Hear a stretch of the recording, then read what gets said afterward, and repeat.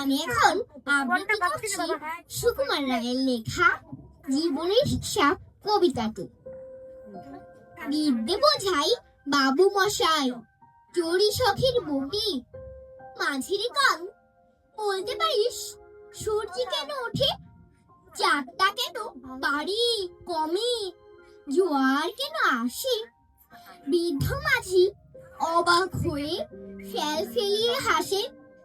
বাবু বলেন, সারা জীবন মরলি রে তুই খাটি, জ্ঞান বিনা তোর জীবন কাটি, চারি আনাই মাটি। খানিক বাদে কহিন বাবু, বল তো দেখি ভেবে, নদীর ধারা কেমনে আসে পাহাড় থেকে নেমে।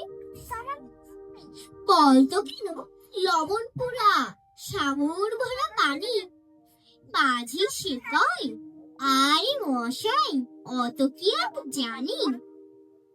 বাবু বলেন, এই বলসি জানিস না কি, জীবনটা তো নেহাত ছিল অষ্ট আনাই ফাঁকি।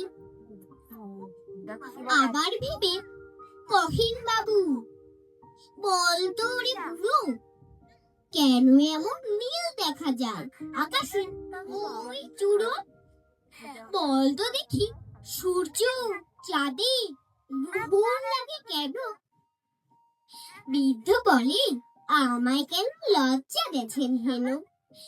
বাবু বলি, বলবো কি আর বলবো তোরে পিতা, দেখছি এখন জীবনটা তো 12 আনাই পিঠা। খানিক বাদে ঝড় উঠেছে, ঢেউ উঠেছে ফুলে, বাবু দেখেন নৌকা খানি ডুবলো বুঝি দুলে।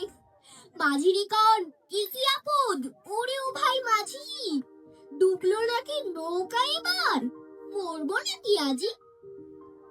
মাঝি শুধায়, সাঁতার যেন মাথা নাড়েন বাবু। মূর্খ মাঝি বলে, মশাই এখন কেন কাবু, বাঁচলে শেষে আমার কথা হিসেব করো পিছে, তোমার দেখি জীবন খানা 16 আনাই পিছে। ধন্যবাদ সবাইকে।